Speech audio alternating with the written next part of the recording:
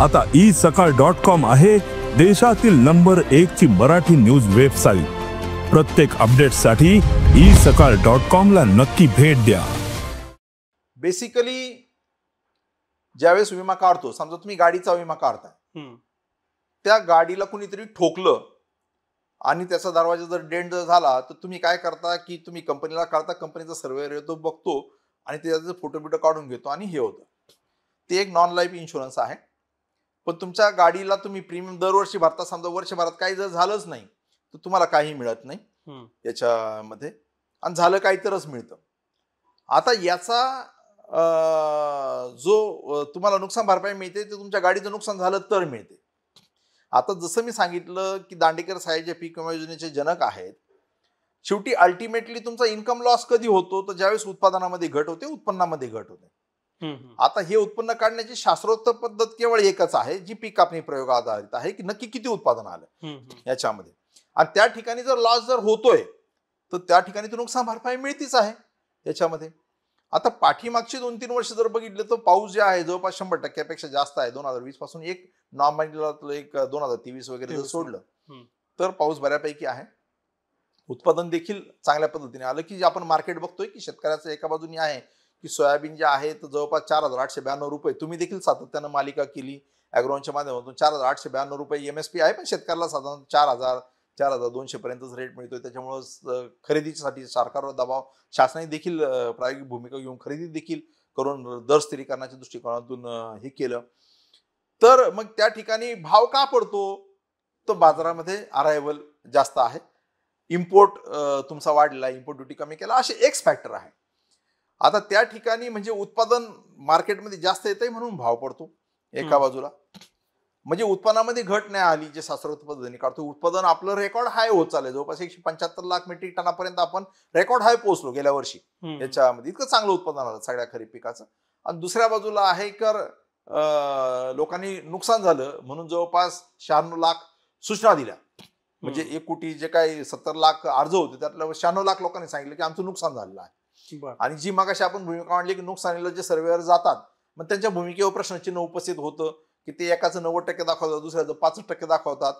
बरं, त्या ठिकाणी 90% आणि 5% जर दाखवलं त्या नुकसान, तर तो रिपोर्ट आपल्याकडे यायला 10-15 दिवस जातात। त्याच्यानंतर शेतकरी आला की नाही माझं नुकसान जास्त झालं होतं, तर त्यात आपण किती एक्सपर्ट जरी पाठवलं त्या ठिकाणी ते जमीन परत बघायला, तर त्या ठिकाणी हे ॲग्रिकल्चर बायोडायनेमिक आहे। आज जर त्या ठिकाणी पाणी जर साठलं 10 दिवसांना गेलं तर ते पूर्ण सोडून जातं, तुम्हाला काहीच मिळणार नाही। मग तो जो परत तपासला जाईल त्याला हे नाही कळणार की इथं पीक होतं का नव्हतं ही शंका, किंवा काढून घेऊन गेला ते विकलं काय, तर ह्या ज्या लिमिटेशन्स आहेत याच्यामध्ये जे आहे, तर त्याच्यामुळं आपण म्हणतात त्याच्या पद्धतीने स्थानिक नैसर्गिक आपत्तीमध्ये बऱ्यापैकी मदत ही मिळाली।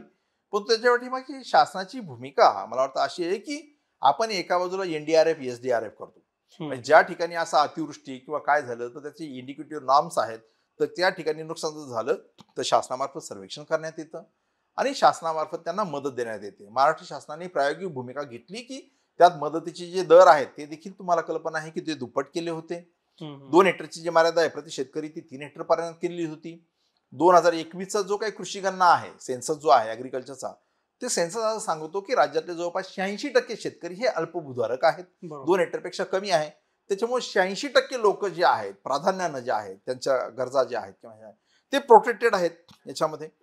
आता एखाद्या ठिकाणी अतिवृष्टी किंवा अतिदुष्काळ त्याच्यामुळे पिकाचं नुकसान झालं की ज्या ठिकाणी शासनाने सर्वेक्षण करून त्यांना मदत दिलेली आहे, जी काही मी म्हटल्याप्रमाणे 6800च्या दुप्पट होती, म्हणजे 13,600 रुपये वगैरे जी काही होती, पुन्हा 3 हेक्टरच्या मर्यादेमध्ये म्हणजे 40-42 हजारापर्यंत एका शेतकऱ्याला मदत देण्यात होती।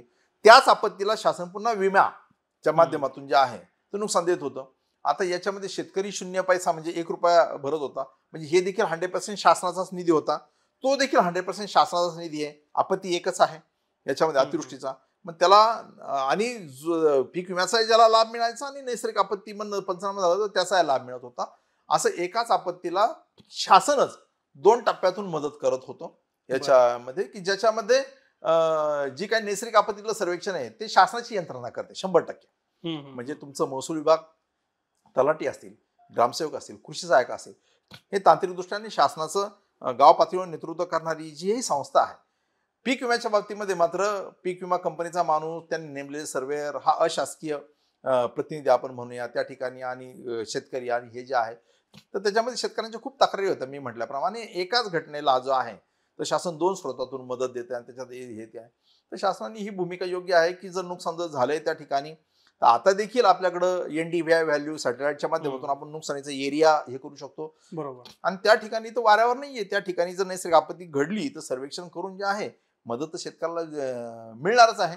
आणि ही जी याच्यामधले जे काही तक्रारी वगैरे जे होत्या याच्यामध्ये आणि सातत्यानं ते चालू राहायच्या कमी जास्त हे जे आहे, तर याच्यावर तो मार्ग निघेल. आणि परिणामी जर उत्पन्नामध्ये घट जर आली तर देखील त्याला पीक विमा मिळणारच आहे. समजा पावसामध्ये तुमचं मोठ्या प्रमाणात नुकसान झालं, अख्ख्या रेव्हेन्यू सर्कलमध्ये जर नुकसान जर झालं आणि त्या ठिकाणी तर शासन मदत दिली नैसर्गिक आपत्तीमध्ये, पीक विम्यामध्ये सरासरी उत्पन्नात घट आली तर तिकडून देखील नुकसान भरपाई त्याला मिळणारच आहे. बरोबर. त्याच्यामुळे त्याला वंचित ठेवलं असं नाही भाग होणार.